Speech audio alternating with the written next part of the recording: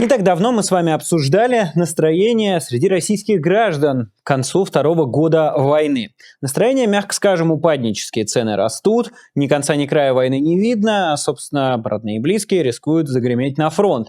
Это показывают количественные исследования и качественные исследования. Показывают, что отношение к происходящему все больше и больше склоняется в негативную сторону. В смысле, люди становятся все больше противниками происходящего.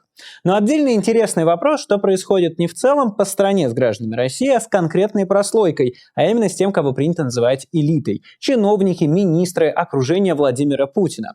Почему это важно? Потому что на самом деле один из самых вероятных сценариев конца путинской власти – это как раз внутриэлитный переворот. Почему? Ну, потому что в такого рода диктатурах, какую мы видим в России, довольно редко бывает какая-нибудь масштабная гражданская революция снизу. Просто потому, что против обычных людей армия, танки и все остальное. Для того, чтобы это сработало, нужно, чтобы к людям присоединилась как раз та самая армия. Ну, то есть, чтобы вместе с танками и со всеми остальными уже тогда шли на Кремль. Гораздо более вероятный сценарий – это как раз какой-то либо армейский бунт, либо бунт просто окружения Владимира Путина, когда его там, я не знаю, наручники заковывают, говорят, теперь я там власть. Да? Мы видели это множество раз в разных режимах, и в путинском режиме как раз это один из самых вероятных сценариев. Что, впрочем, и понимает Владимир Путин, поэтому он убивает любых людей, которые, на его взгляд, представляют для него угрозу. И именно поэтому он убил, в частности, Евгения Пригожина, который ни много ни мало этот бунт хотел провернуть, по крайней мере, на определенной стадии, когда пошел с маршем на Москву. И как мы увидели, собственно, минувшим летом, это вполне возможно и не очень сложно, что даже небольшое количество людей с небольшим количеством вооружений совершенно спокойно может захватить несколько российских городов и пойти на Москву. Причем, продвигаясь довольно быстро, никто по пути их не будет останавливать. Это довольно серьезное знание, которое получили не только мы с вами, но и элиты вокруг Владимира Путина. Почему это знание важное? Потому что осознание того, что вот твой путь к власти, он достаточно легок, да, нужно просто проявить инициативу и заручиться небольшой поддержкой, это осознание подталкивает тебя к таким действиям. То есть это техническая возможность. Летние выступления Евгения Пригожина, ныне почившего, не дождавшегося суда, к сожалению, значит, показало, что техническая возможность есть. Что если, например, какой-нибудь Мишустин договорится с Шойгу или с Золотовым, или вообще с ФСО или ФСБ, то довольно быстро можно избавиться от Владимира Путина и забрать власть себе. Но для того, чтобы это случилось, нужен второй компонент. Не только техническая возможность, но и мотивация. И как раз вопрос вот этой мотивации стоит довольно остро. Что происходит с путинскими элитами? Стала ли их жизнь лучше или хуже за 2 года войны? Видят ли они перспективу в дальнейшем?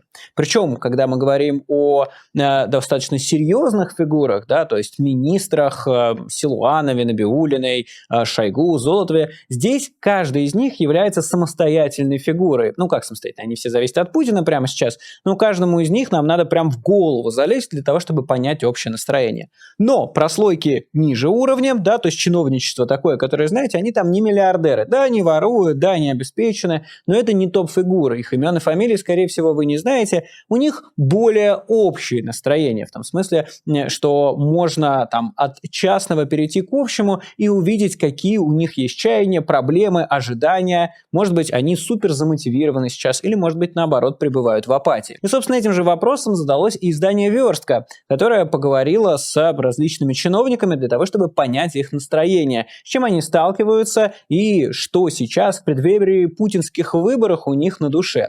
Это довольно важно, потому что именно через это чиновничество, через эту опору формируется и высшее чиновничество. Разлитые настроения все больше влияют на тех, кто и может принять решение об изменении власти.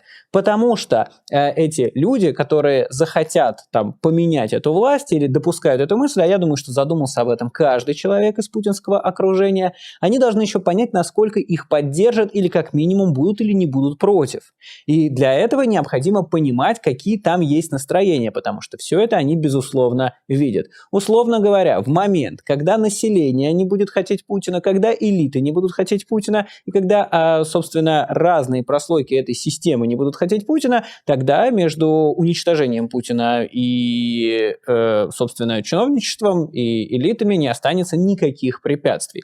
Поэтому давайте сегодня попробуем заглянуть в их черепные коробки, по крайней мере, с помощью верстки, которая соответствующую статью и написала. Статья традиционно будет в описании. Ну а мы с вами давайте посмотрим, что же в голове у российских российских чиновников, потому что это довольно важно. Напомню, что поддержать видео вы можете лайком, комментарием, подпиской, и поддержать канал вы можете также по ссылке в описании. Она ведет на Patreon, где вы можете подписаться на ежемесячные донаты, собственно, каналу, за счет которых он и существует.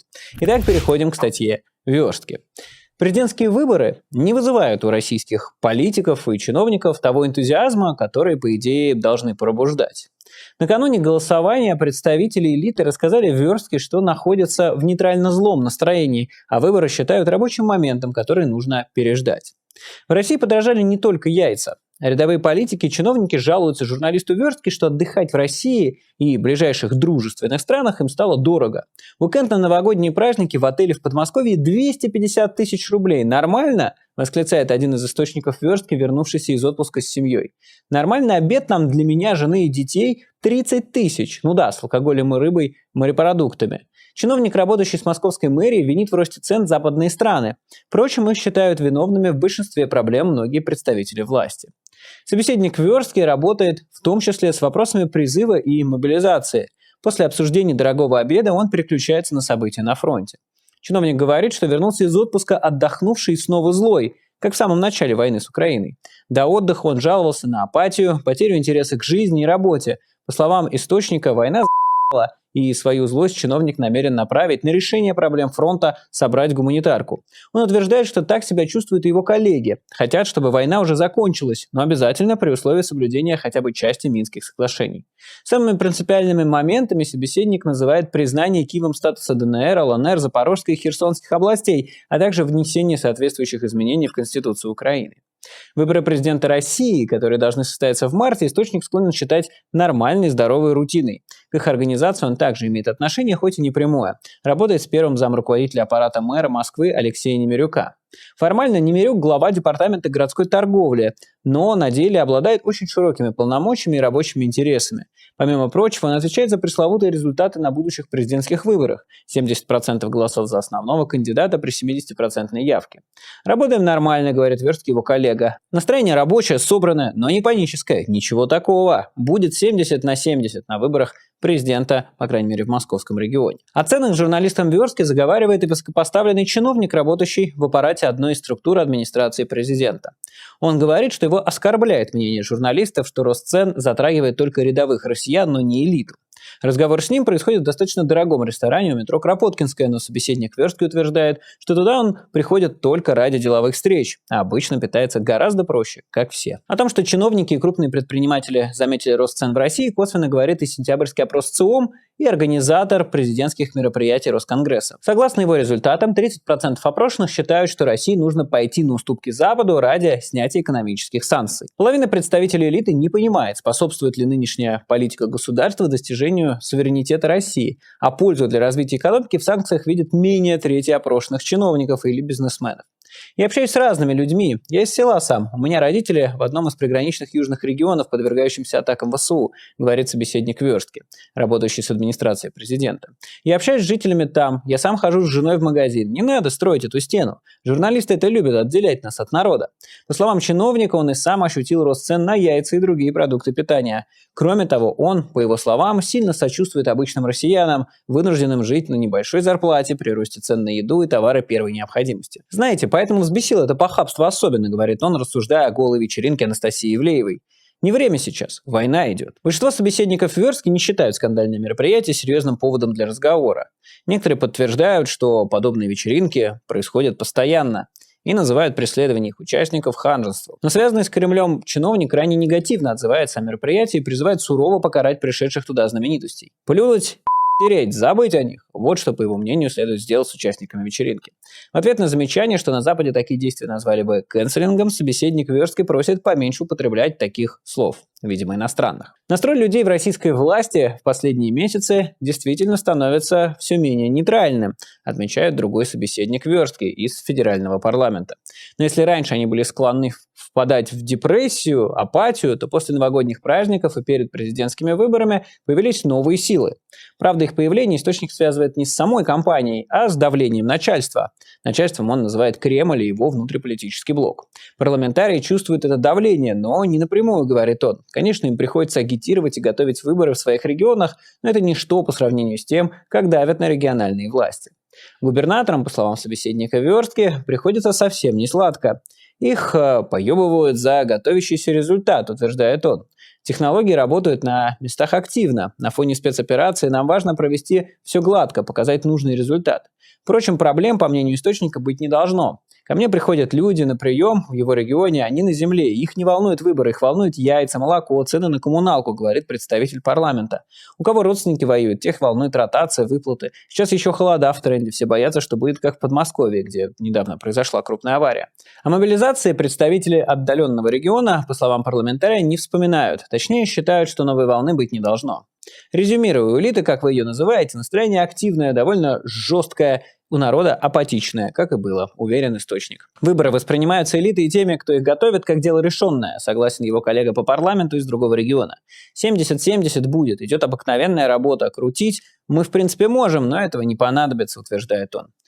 Участвующий в подготовке выборов политтехнолог заявил Верстке, что его окружение и знакомые представители власти не в депрессии, не в воодушевлении. У меня много кто воюет из знакомых, и я сам в прошлом году мотался, референдум делал на одной из аннексированных территорий, рассказал он. Вокруг нейтрально злое настроение. Добивать надо врага и нормальную жизнь строить без Европы уже. Обычная гражданская война. При этом у технолога есть опасения по поводу возвращения с фронта мобилизованных с опытом боевых действий. 500 000 вернутся же, и их не напугаешь палкой полицейской, предсказывает он. Поэтому власти демонстрируют сейчас жестокость, например, при разгоне протестов в Башкортостане, утверждает источник. Мы ими гордимся, они герои, но эту силу нужно будет держать под контролем, убеждает он. Не думайте, что мы про это забываем, мы не дураки. Приглашенный научный сотрудник Берлинского центра Карнеги по изучению России и Евразии Александр Прокопенко говорит в Верстке, что описало бы настроение российских элит как парадоксальный. С одной стороны, никому не нравится то, что происходит, и, разумеется, почти никто не поддерживает войну. В то же время, пока есть возможность адаптироваться к ситуации, зарабатывать деньги им в целом норм, отметила она. По словам эксперта, у бюрократов еще есть ощущение, что на них все держится, особенно после отсутствия крупных успехов у генералов на фронте. Присутствует страх перед всемогущей ФСБ, и есть четкое понимание, что чаяния народа они не понимают и не видят, и в этом отношении склонны ориентироваться на Путина, добавляет Прокопенко. Растет антизападный ресентимент, он подпитывается расширяемыми списками персональных санкций, туда многие попали по должности, и выхода оттуда толком и нет. И экономическими успехами России. Создается иллюзия, что, может, Путин и прав, и все не так плохо. Также у элит есть ожидания перестановок после выборов, которых они ждут уже несколько лет, считает эксперт. В целом болото, заключает она. Нынешний постновогодний всплеск воодушевления некоторых представителей элиты продлится недолго, считает чиновник из крупной национальной республики. Среди других задач он курирует строительство в аннексированных регионах. Собеседник Верстки утверждает, что тоже чувствовал подъем первые несколько дней после выхода на работу, но когда понесли папки, начались звонки с новыми проблемами от представителей власти аннексированных территорий, я приуныл, говорит он. Еще все помнят, что впереди у нас выборы, с ними все понятно, но дальше-то одни непонятки. Действительно, после голосования в марте, возможно, скорее всего, произойдут значительные изменения. Так, согласно Конституции, новый старый президент примет отставку правительства и поручит новому премьер-министру формирование нового Кабмина. Кто из членов нынешнего правительства останется у дел? Продолжит ли Михаил Мишустин быть премьером? Вопрос пока открытый. Также после выборов может произойти та самая вторая волна мобилизации, неоднократно утверждали источники Верстки. С тем, что эмоционального подъема у элит на фоне выборов нет, согласен и политолог Илья Гращенков. По его словам, ситуация скорее обратная. Все понимают, что их исход предрешен, а главный вопрос – что ждет Россию после выборов? Будет ли это поворот в сторону СССР 2.0 с практикой закручивания гаек и антиэлитными настроениями, когда элитам покажут их место, предполагает эксперт? Будут ли это архаичные практики, связанные с нравственно-патриотическим давлением на элиты? А может быть, наоборот, это будет некая внутренняя либерализация, когда элиты почувствуют, что в условиях западных санкций они могут что-то предложить стране, но с понятными гарантиями. Политолог называет главным чувством, доминирующим среди представителей российских элит, усталость и эмоциональное выгорание. По его словам, новые элиты, те, кто приблизился ко власти в ходе спецоперации, не смогли добиться существенной экспансии своих возможностей. А старые элиты, в свою очередь, находятся в апатии. Они понимают, что не могут повлиять на происходящее в стране, слабо включены в политические процессы и не понимают, что будет в будущем и финансово-экономически, и политически, убежден Грощенков. Начиная с проблемы голых вечеринок, люди не понимают, продолжат ли их шеймить за то, что раньше считалось нормой, или произойдет нормализация. Выстроит ли власть понятные правила игры, которые не будут ущемлять интересы элит? По мнению эксперта, в этом случае апатия немножечко бы спала, а пока элиты из-за этих неясностей пребывают во фрустрации. Самыми злыми, по словам Грощенкова, остаются рассерженные патриоты, которые не смогли достичь победы в спецоперации и других целей, которые себе ставили. А воодушевлены только те, кто в данной ситуации умудряется не только удерживать власть, но и вести экспансию своего влияния за счет изменившихся условий, завоевывать рынки, получать государственные преференции, заключает эксперт. По итогу мы с вами видим довольно понятную картинку. Элиты с самого начала войны мотаются туда-сюда. Вы помните, наверное, у Фариды Рустамовой даже выходило целых 2 текста. Сначала был текст о том, что там панические настроения, и вообще они не понимают, что делать. Потом через несколько месяцев текст о том, что они все успокоились, и у них все стало получше. Это качели, на которых они качаются туда-сюда. Так и происходит, когда у вас нет реальной власти и реальных возможностей влиять на принятие решения. Это одновременно и хорошо, и плохо. Почему это хорошо? Ну, потому что эти элиты, соответственно, не имеют достаточной воли, не имеют достаточной идеологизированности для того, чтобы в случае чего впрягаться за эту власть. Да, чтобы защищать Путина, защищать строй, защищать Кремль, еще чего-нибудь, они точно не будут. И мы по факту уже видели, как это происходит. Но что в этом плохого? Это, конечно, что они не выглядят как те люди, как та общность, которая имеет достаточно инициативы и мотивации для того, чтобы перевернуть игру. Ну, перевернуть Владимира Путина. И, возможно, посадить его на кол. Мы видим, что сейчас у них этих настроений нет. Однако, что есть? Вы наверняка заметили одну из главных мотиваций элит. И в таких режимах они всегда, эти мотивы остаются неизменными. Деньги. Все очень просто, деньги. А вот с деньгами как раз как будто бы скоро будет напряженка. Потому что уже стало известно, что разбазарили большую часть ликвидной части Фонда национального благосостояния. Расходы на оборонку повышаются. Более того, все, что связано с оборонкой, все, что связано с военными, все, что связано с генералами, получило невероятный приоритет. Они теперь купаются в деньгах, продолжая разворовывать, безусловно, все. А вот как раз гражданские, всевозможные чиновники и прочее, они как бы немножко не удел. То есть у них снизилось количество активов, количество возможностей и количество коррупции в том числе. И вот здесь другая важная деталь. В России будет меньше денег с коррупцией. Ну, то есть каким образом? Дело в том, что вся кормовая база стала ниже. Ну, то есть она стала меньше. Да, то есть Россия уже не столько продает, сколько продавала раньше, не столько получает, сколько получала раньше. Это все несет безусловные риски для тех людей, которые около кормушки. И чем ты дальше от кормушки, тем меньше крохи до тебя будут доходить. Более того, собственно, элитное восприятие жизни, восприятие жизни со стороны элит строится на 3 столпах. Это безопасность, это выгода и перспективы. То есть для того, чтобы элита или часть элиты поддержала того или иного лидера, неважно, им абсолютно пофигу. Речь идет про демократию, диктатуру или еще что-нибудь, у них нет в этом смысле принципов. Мы берем вот таких прям порождений эпохи постмодерна, прям таких цинников прожженных. И вот в чем проблема? Что все эти 3 пункта испытывают большие проблемы. Безопасность. Ну, тут вообще, да, ну, то есть до там терминалов Новотека долетают дроны и взрываются, по улицах ходят, собственно, люди, которые сидели, потом попали на войну, потом освободились и могут пырнуть тебя. Постоянно какие-то вояки представляют тоже собой угрозу, потому что у них слишком много сил, они могут в любой момент влезть в какую-нибудь танковую колонну и поехать на Москву, мы уже это видели. То есть вот этот дисбаланс между силовиками и мирной, что называется, администрацией, он, конечно, эту мирную администрацию очень сильно вымораживает. Причем, скорее всего, военных тоже, потому что если раньше военные могли спокойно сидеть, все воровать и не прикладывая к этому никаких усилий, то теперь приходится усилия прикладывать. Теперь приходится действительно воевать и нести ответственность за те или иные действия. Короче говоря, безопасности у элит стало меньше. Что касается денег, тут та же история. Цены растут, возможности для путешествий снизились, то есть большое количество стран не готовы взаимодействовать с российскими чиновниками, а, соответственно, повышаются цены в том числе на внутренних направлениях и на всякие вещи, которые этим людям хотелось бы покупать. В итоге инфляция растет, их собственная зарплата не особо увеличивается, потому что у России неоткуда брать новые деньги. Да? Россия разобралась того, что напало на территорию Украины, да, и совершил просто самый чудовищный акт насилия в 2000-х годах, в принципе, по крайней мере, в начале 2020-х, да. И, собственно, история заключается в том, что из-за этого санкции ввели и прочее, в общем, денег стало меньше, возможностей стало меньше. Но самое грустное здесь все не это, самое грустное с перспективой. Совершенно непонятно ни для кого, в том числе для российских чиновников, куда это все идет, к чему это все идет. Да, то есть мы видим поле боя, мы видим оценки, которые говорят о том, что в ближайшее время каких-то кардинальных перемен на поле боя ждать не стоит абсолютно. Да? И в этом контексте не очень понятно, а что делать, как планировать жизнь. Причем эта проблема, она касается всех людей, не только чиновников, но именно для чиновников история, для чиновников, там, депутатов и всех остальных, это самая важная история, перспектива, потому что многие пошли уже на сделки с совестью для того, чтобы лучше жить. Но если этой перспективы лучшей жизни нет, если твоя перспектива – это быть повешенным на столбе, то эта перспектива тебе, возможно, и не очень нравится.